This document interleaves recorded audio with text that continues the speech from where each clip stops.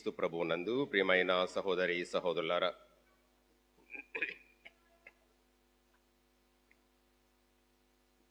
తపస్సు కాలంలో మొదటి ఆదివారానికి చేరుకున్నాం. ఈరోజు యేసు ప్రభు శోధనలను జయించడానికి 3 ఆయుధాలను మన చేతుల్లో పెడుతున్నాడు. శోధన అంటే ఏంటి? శోధనలు వచ్చాయా? ఎక్కడైనా వచ్చాయా? రాలేదన్న వాళ్ళు చేతులు ఎత్తండి.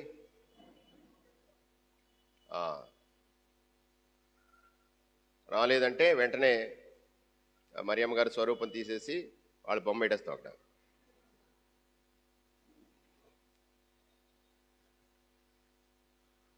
ప్రతి మనిషి కూడా శోధనలకు లోనవుతూ ఉంటాడు. ఈ శోధన అంటే ఏంటి? ఇంతకీ శోధన అంటే ఏంటి? మనసు లాగేస్తుందంటే ఆ స్వీట్ తినకూడదు, నీకు షుగర్ ఉంది, స్వీట్లు తినొద్దన్నాడు డాక్టర్, కానీ అదే తినాలనిపిస్తుంది. మనసు లాగేస్తుందట. నిషిద్ధ ఫలం బహుమధురం అంట. నిషిద్ధ ఫలం బహుమధురం అంటే ఏంటి? ఏదైతే తినకూడదో అది ఇంకా రుచిగా ఉంటుందట, మామూలుగా కాదు. మన పిల్లలు చూడండి, ఏమంటే చేసుకో, అది మాత్రం అది ముట్టుకోకూడదు అంటే అందులోనే ఏదో ఉంటుంది, అది ముట్టుకోవాలి, అదే ముట్టుకోవాలి, ముందు చెయ్యి అక్కడికి వెళ్ళిపోద్ది వెంటనే. నిషిద్ధ ఫలం బహుమధురం, అతి మధురం. శోధన అంటే ఏంటి? మళ్ళీ మొదటికి వచ్చాం. శోధన అంటే చెడు చేయడానికి కలిగే ఒక ప్రేరణ, చెయ్యకూడని పనులు చేయడానికి మనకు వచ్చేటువంటి ఒక ప్రేరణ. చెయ్యి. అయితే దానికి ఏదో ఒక క్షణంలో, బలహీన క్షణంలో మనం పడిపోతాం, లొంగిపోతాం, దాసోహం అయిపోతాం. దానికి ఎస్ చెప్పేస్తాం మన మనసులో.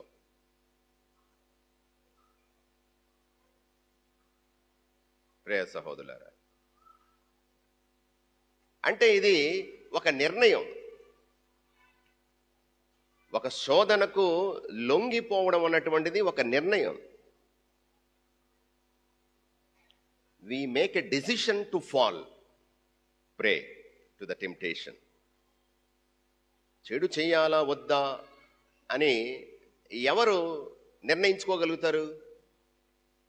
పాలు తాగే పిల్లలు, ప్రాకే పిల్లలకి అది ఉందా జ్ఞానం? బుద్ధి వివరం తెలిసిన తరువాత అంటే ఏంటి?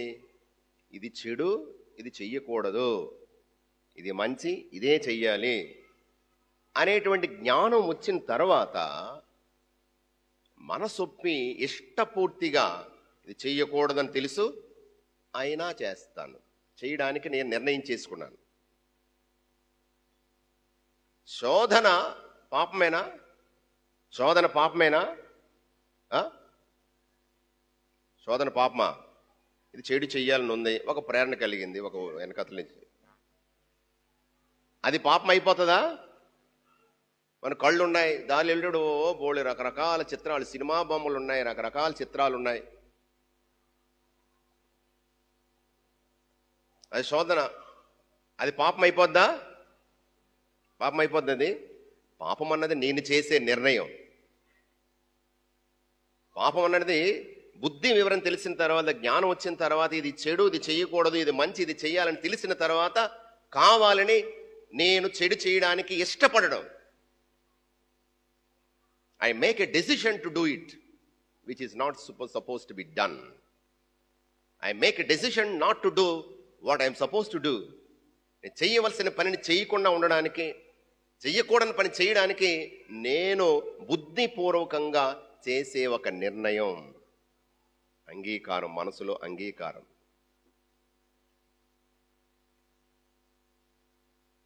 ఓసారి చూసావు, మరలా మరలా చూడడానికి వెనక్కి వెళ్తావు, మళ్ళా వెనక్కి వెళ్తావు, మళ్ళీ చూస్తావు, మళ్ళీ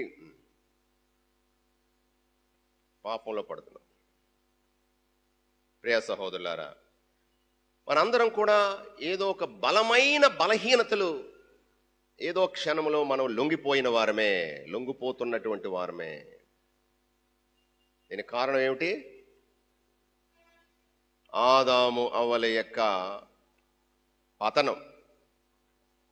వారు చేసినటువంటి పాపం యొక్క వేతనము మరణము. కాబట్టి శోధనలకు లొంగిపోతూ మనిషి కొనసాగుతున్నాడు. కానీ you can make a decision to sin are not to sin. పాపము చేయడానికి మనం నిర్ణయం చేసుకోగలం. లేదా మారు మనసు అన్నటువంటిది ఒక నిర్ణయం. It's the decision. పాపం చేయడము అన్నది ఒక నిర్ణయం ఎలాగవుతుందో, మనం చేసే ఇష్టపూర్తిగా చేసే నిర్ణయం ఎలాగవుతుందో, మారు మనసు అన్నది కూడా ఇంకా నేను ఇలాంటి పని చేసి నేను చేయను. దానికి ఒక్క క్షణం సరిపోవచ్చు, కొన్నిసార్లు ఒక జీవితమే పట్టొచ్చు.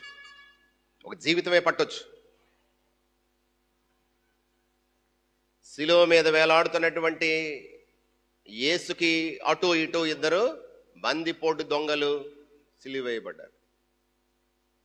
ఆ కుడి చేతి పక్కన దొంగ ఏమన్నాడు? ఎడం చేతి పక్క దొంగ, నువ్వు దేవుడు అయితే నువ్వు రక్షించవచ్చు కదా అన్నాడు. కుడి చేతి పక్క దొంగ ఏమన్నాడు?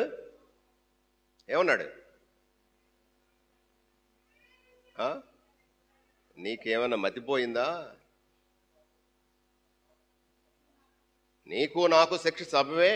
మనం పాపాలు చేశాము, ఎంతోమందిని దోచుకున్నాం, దొంగతనం చేశాము.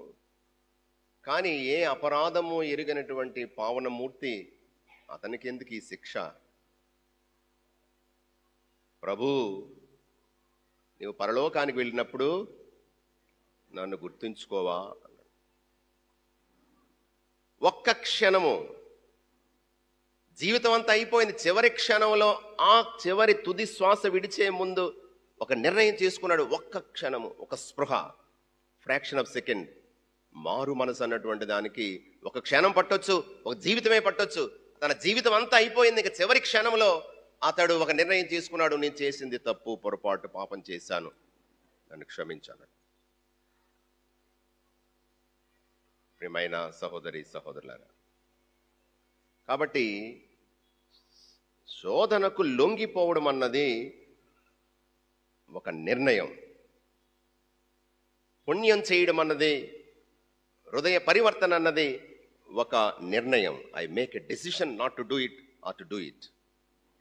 ప్రియ సహోదరులారా, యేసు ప్రభువు మనిషిగా, దేవుడే కానీ మనిషిగా మానవ స్వభావంలోనికి వచ్చాడు. కాబట్టి ఈ మానవ నైజంలో ఉన్నటువంటి ఆ బలహీనత అతనిలోనూ ఉంది. ఎందుకంటే అతను కూడా మానవుడు. తాను చేయబోయేటువంటి మహాయుద్ధం ఎవరితో? సాతానుతో. ఆది శత్రువు, ఆది విరోధి, మానవ జాతికి ఉన్నటువంటి అతి పెద్ద విరోధి సాతానుతో యుద్ధం చేయడానికి సిద్ధమవుతున్నాడు. మానవ శక్తి చాలదు. కాబట్టి ఇదిగో దేవుని యొక్క ఆత్మ, పవిత్రాత్మ పరిపూర్ణుడై అక్కడికి వెళ్తున్నాడు, ప్రార్థన చేస్తున్నాడు. ఎన్ని రోజులు? 40 రోజులు ఉపవాస ప్రార్థనలు చేస్తున్నాడు. ఉపవాస ప్రార్థనలు చేసి అలసిపోయాడు. మన శరీరము మనసు బలహీన పడినప్పుడు సాతానుడు ప్రవేశిస్తాడు, ఎంటర్ అవుతాడు. రోజంతా మనం పని చేసాం, సాయంకాలం వచ్చాం, భోజనం చేయలేదు. వచ్చిన వెంటనే ఏం అడుగుతాం? ఆకలేస్తుంది, అన్నం పెట్టు, లేదా దాహం వేసేస్తుంది, అది ఏముంటుంది తినేస్తాం, లేదా తాగేస్తాం. ఏసావు అలిసిపోయి వచ్చాడు, ఆకలితో ఉన్నాడు. ఆ తమ్ముడు యాకోబు ఏదో సూప్ చేస్తున్నాడు, చిక్కుడుగాయల సూప్ ఏదో చేస్తున్నాడు. ఆకలేస్తుంది, అది నాకు ఇచ్చే అన్నాడు. ఇచ్చేస్తాను, కానీ ఒక చిన్న షరతు, నీ జ్యేష్ఠ అధికారం నాకు ఇచ్చే అన్నాడు. తీసుకో, నాకేదో చచ్చిపోయేలా ఉన్నాను ముందు, అది ఇచ్చేవాడు. ఆకలితో ఉన్నవాడికి ఏం దొరుకుతుంది? అలాంటిది 1 కాదు 2 కాదు 40 రోజులు ఉపవాస ప్రార్థనలు చేసిన తర్వాత యేసు అలసిపోయాడు, శారీరకంగా బలహీనమైపోయాడు, అలసిపోయాడు, ఇక శక్తి నశిస్తుంది. అప్పుడు సాతానుడు వస్తున్నాడు. వచ్చి ఏం చెప్తున్నాడు? నీవు దేవుని కుమారుడు అయితే, ఏమంటున్నాడు? నీవు దేవుని కుమారుడు అయితే.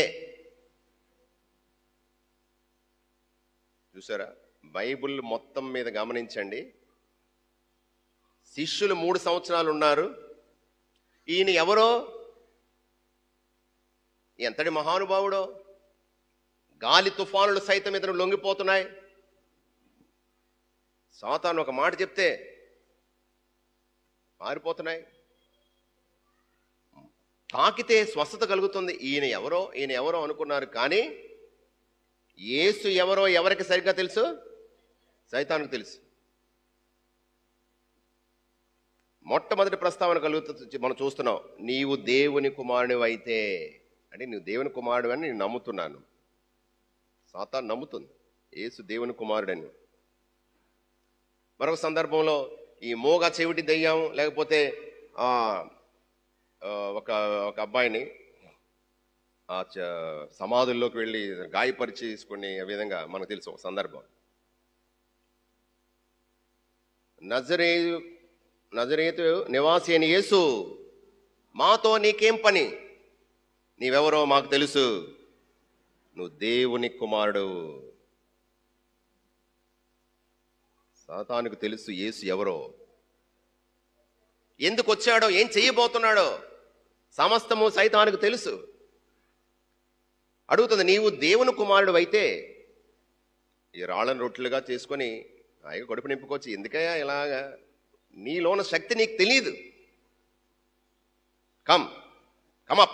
కమాన్, నీ శక్తిని ఉపయోగించు, నీ దైవత్వం ఉపయోగించు, ఈ రాళ్ళను రొట్టెలుగా మార్చుకొని కడుపు నింపుకొని హాయిగా బతకొచ్చు కదా. ప్రభువు మొట్టమొదటి ఆయుధాన్ని ప్రయోగిస్తున్నాడు. మొట్టమొదటి ఆయుధం ఏమిటి? వాక్యం అనేటువంటి ఆయుధం. వాక్యం అనే ఆయుధంతో సాతాను యొక్క శోధనలు జయిస్తున్నాడు. ఏం చెప్తున్నాడు? 4:4, మత్తయి సువార్త 4:4, లోకాసు సువార్త 4:4, ఒకటే వాక్యం. ఏంటది?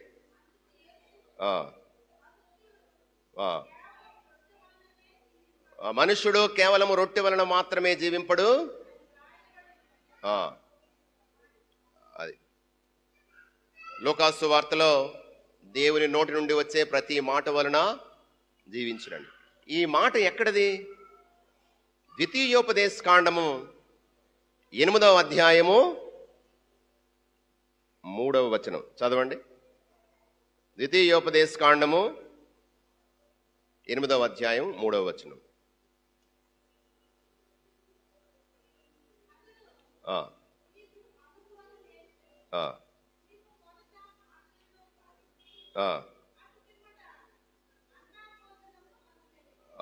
మూడో వచనం.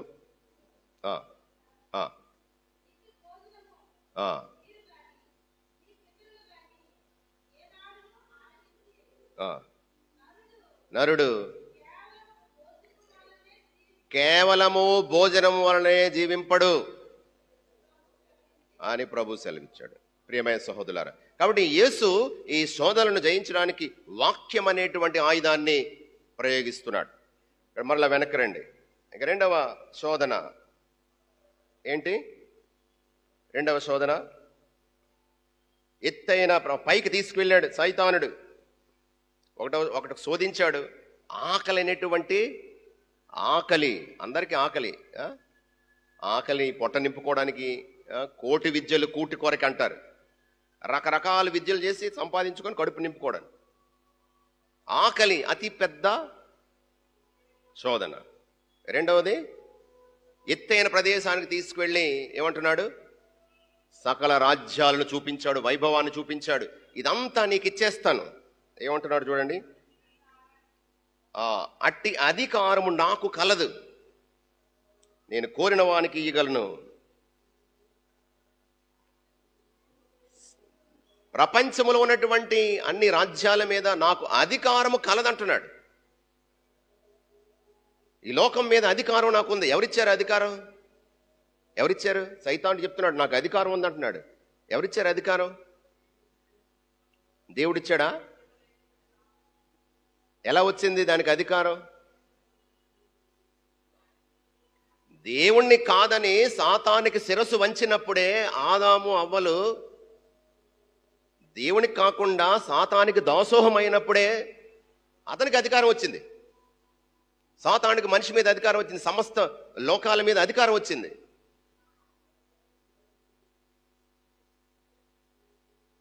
అసలు సృష్టికర్త దేవుడు, కానీ సృష్టిని ఆ దేవుడి నుండి దూరం చేసిన పాపం వలన, స్వయంకృతాపరాధం వలన ఆ మానవుడు పడిపోయినప్పుడు, సాతానుకు దాసోహం అయినప్పుడు ఆ సాతాను అధికారంలోనికి వచ్చాడు, మానవ జాతి వచ్చింది. కాబట్టి ఒక సందర్భంలో చూస్తున్నాం. మత్తయి సువార్త 28వ అధ్యాయము 18వ వచనం చూడండి.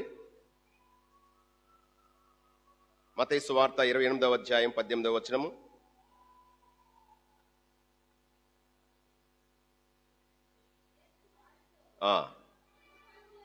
ఇహ పరముల యందు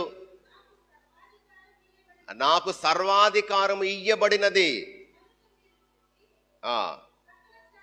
కాబట్టి మీరు వెళ్ళి సకల జాతులకు సువార్తను బోధించండి. సర్వాధికారం ఇయ్యబడినది. ఏ విధంగా ఇయ్యబడింది? పరలోక, భూలోక, పాతాళ లోకాలు అతనికి శిరస్సు వంచాలి, మోకాళ్ళు వంచాలండి. ఎప్పుడు వచ్చింది ఈ అధికారం? యేసు ప్రభు యొక్క శిలువ మరణము, ఉత్థానము వలన వచ్చింది. సాతానుడు దేవుని నుండి మనిషిని దూరం చేసినప్పుడు మనిషి మీద సాతానికి అధికారం ఉంది. కానీ ఆ సాతానుని తన మరణం ద్వారా జయించినప్పుడు, సమాధిని గెలిచినప్పుడు తిరిగి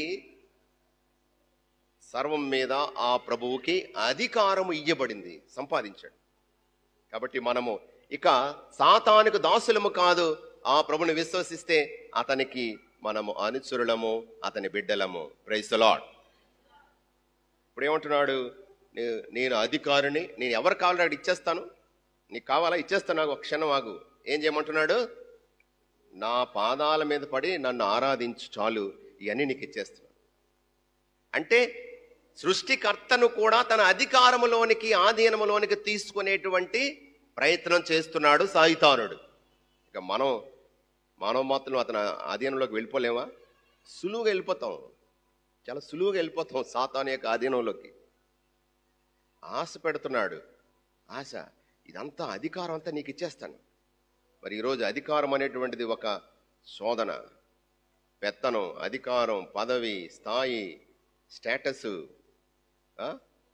దానికోసం ఏమేమి చేసేస్తాం. ఆకలి కోసం, కడుపు నింపుకోవడం కోసం, అధికారం కోసం.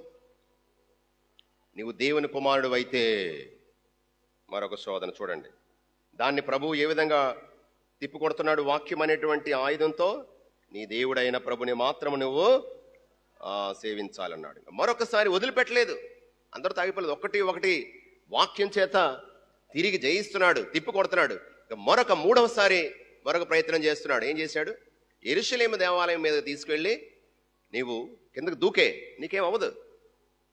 వాక్యం ఉపయోగిస్తున్నాడు. వాక్యం, దెయ్యాలు వేదాలు వల్లించినట్లు అంటారు కదా, ఇదే సాతానుడు దేవుని వాక్యాన్నే ఉపయోగించి శోధిస్తున్నాడు. ఎవరిని శోధిస్తున్నాడు? దేవుణ్ణే శోధిస్తున్నాడు. మనం ఏపాటి ఏమని శోధిస్తున్నాడు? కింద దూకు ఇచ్చడు, నువ్వు కింద దూకుము, ఏలైనా ఇట్లు వ్రాయబడి ఉన్నది, నిన్ను రక్షింప దేవుడు తన దూతలకు ఆజ్ఞ ఇచ్చున్నాడు. చూడండి ఆ వాక్యం తిరిగి బైబిల్లోంచి కీర్తన 91:12 వచనం. కీర్తన 91:12 వచనం. ఆ వాక్యంతో శోధిస్తున్నాడు. నీ కాలు రాతికి తగిలి నవ్వకుండాట్లు ఆ దేవదూతలు నిన్ను చేతుల్లో పట్టుకొని ఎత్తి పట్టుకుంటారు అన్నాడు. ఏమంటున్నాడు యేసు ప్రభు చివరిగా? ప్రభువైన నీ దేవుని శోధించరాదు అని వాక్యం రాయబడి ఉందన్నాడు. అక్కడి నుంచి వెళ్ళిపోయాడు. ఇక ప్రయత్నాలు చేశాడు, ఇంక యేసుని రకరకాలుగా ఇబ్బందులు పెట్టడానికి, లాభం లేదు, చివరికి విడిచిపెట్టి వెళ్ళిపోయాడు. ప్రియమైన సహోదరులారా, మొట్టమొదటి ఆయుధము, యేసు ప్రభు ఉపయోగించిన ఆయుధము వాక్యం అనేటువంటి ఆయుధము. ఎందుకంటే 2 తిమోతి 3:16, 2 తిమోతి 3:16,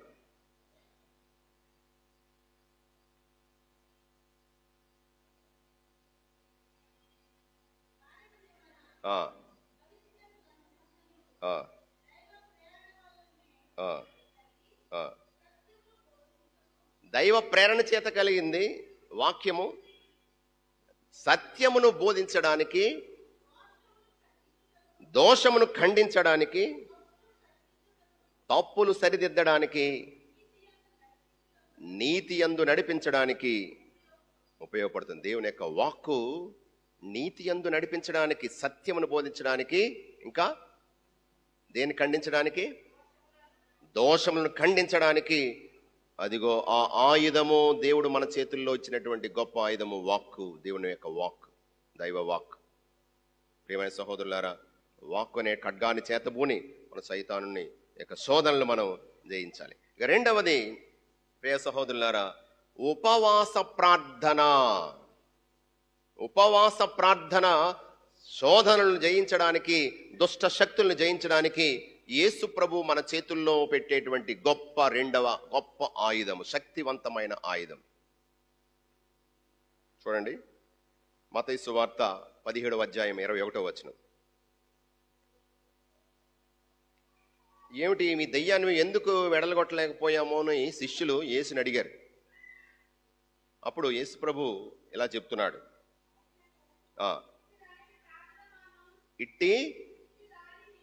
ఇట్టి వాణిని, అంటే దెయ్యాలు పట్టినటువంటి, ప్రార్థనతోనూ ఉపవాసముతోను తప్ప మన ఏ విధముగాను వెళ్ళగొట్టడానికి సాధ్యం కాదు.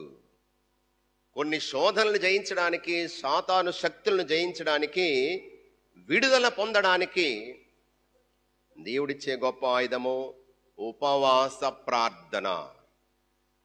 ఏంటి? ఉపవాస ప్రార్థన. యేసుప్రభు ఏం చేశాడు? 40 రోజులు ఉపవాసంతో ప్రార్థన చేశాడు. కాబట్టి శోధనలు జయించగలిగాడు. మరి ఈరోజు ఈ 40 రోజుల్లో, ఈ యొక్క తపస్సు కాలంలో మనకు ఉపవాస ప్రార్థనలు ఉన్నాయి. ఉపవాసంతో ప్రార్థన చేస్తే గొప్ప ఆధ్యాత్మిక శక్తి వస్తుంది. మనలో ఉన్న బలహీనతలను మనం జయించగలుగుతాం, మన శోధనలు తిప్పికొట్టగలుగుతాం, మనకు విడుదల ఆ ప్రభు ఇస్తాడు. ఇక మూడవ ఆయుధము విశ్వాస కవచమును ధరించండి. విశ్వాస కవచము 1 పేతురు 5వ అధ్యాయము 8-9 వచనాలు చదవండి. మెలకువతో జాగరూకులై ఉండు, మీ శత్రువగు సైతాను గర్జించు సింహము వలె తిరుగుచు ఎవరినేని కబళింప చూచుచున్నాడు. సైతానుడు ఎలా చూస్తున్నాడు, శోధిస్తున్నాడు. ఎప్పుడు దొరుకుతాడా, ఎవరు దొరుకుతాడా, ఎర వేసి పడగొడదామా, వలలో బంధిద్దామా అని చూస్తూ ఉన్నాడు. కాబట్టి మనం ఏం చేయమంటున్నాడు? దృఢ విశ్వాసులై ఎదిరింపుడు. ప్రపంచవ్యాప్తముగా ఉన్న మీ తోటి విశ్వాసులను కూడా ఇట్టు బాధలని అనుభవించుచున్నారని తెలుసును కదా. కాబట్టి దృఢ విశ్వాసులై విశ్వాస కవచమును ధరించి ఈ గర్జించే సింహములా వస్తున్నటువంటి సైతానుకి ఎదురొడ్డి పోరాడండి అంటున్నాడు. ప్రియ సహోదరులారా, 3 ఆయుధాలను ప్రభు మన చేతుల్లో పెడుతున్నాడు. మొదటిది వాక్యము, దేవుని యొక్క వాక్కు. రెండవది ఉపవాస ప్రార్థన. మూడవది విశ్వాస కవచము. మీరు నిరాశపడకండి, దేవుడు మిమ్మల్ని విడిచిపెట్టడు. వాక్యం చెబుతుంది 1 కొరింథీయులు 10వ అధ్యాయము 13వ వచనం.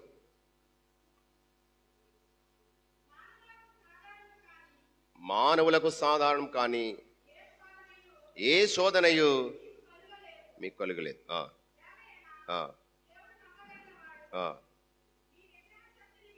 మీ నిగ్రహ శక్తికి మించి మిమ్ము శోధింపబడనియ్యడు.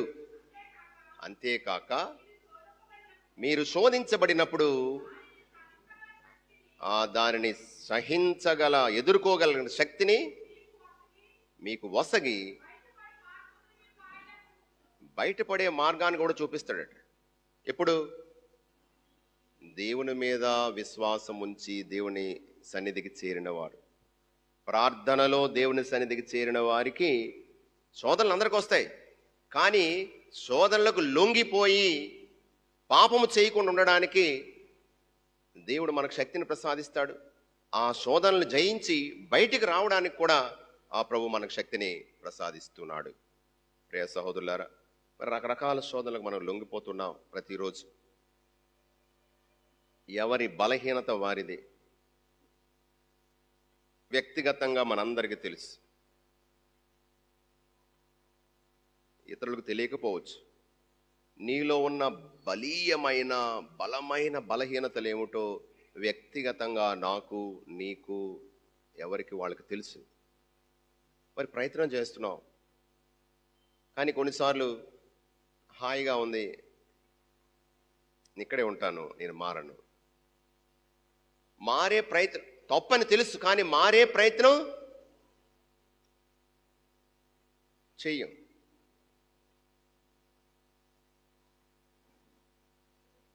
కొన్నిసార్లు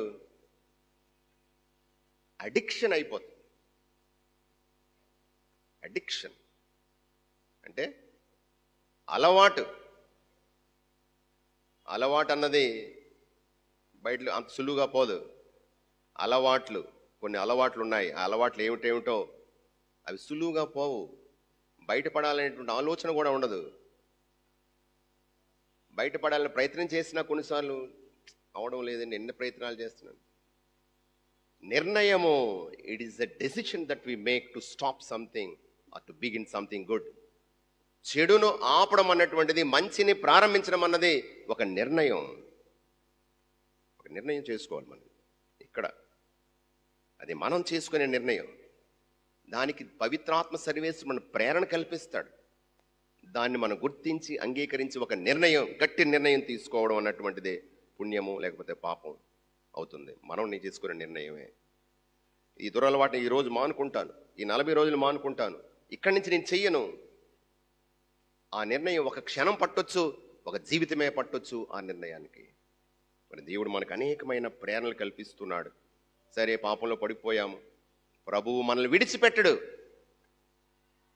పశ్చాత్తాప హృదయంతో ఈ 40 రోజుల్లో తపస్సు కాలంలో యేసు ప్రభు నా కోసం మరణిస్తే నేను ఇంకా ఇదే పాపంలో ఉన్నాను, పశ్చాత్తాపడతాను, ఇక మానుకుంటాను, కన్నీరు కార్చి పాప సంకీర్తనములో నా పాపాలను ఒప్పుకొని ఆ ప్రభుని క్షమాపణ కోరుకుంటాను. ఆ ప్రభు మనకు శక్తిని ప్రసాదిస్తే నడిపిస్తాడు.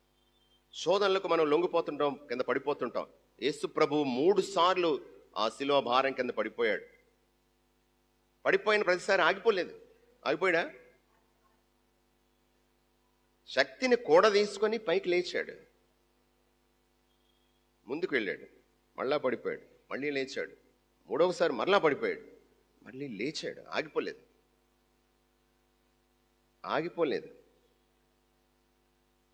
అనుకున్న రక్షణ కార్యాన్ని సాధించాడు. మనం కూడా శోధనలకు లొంగిపోతుంటాం, పడిపోతుంటాం, కానీ ఆగిపోకూడదు, నిరాశ పడకూడదు. ఇంకంతే, నేను లాభం లేదు, నా వల్ల కావడం లేదు, నేను ఎంత కాదనుకున్నా వద్దనుకున్నా మరలా అదే పాపంలో పడిపోతున్నాను. నిరాశ పడొద్దు. ఆ ప్రభువు మనకు శక్తిని ప్రసాదిస్తాడు తిరిగి లేవడానికి, ముందుకు సాగడానికి. వాక్కు, ఉపవాస ప్రార్థన, విశ్వాస కవచము ధరించి ముందుకు సాగుదాం. ఆమెన్.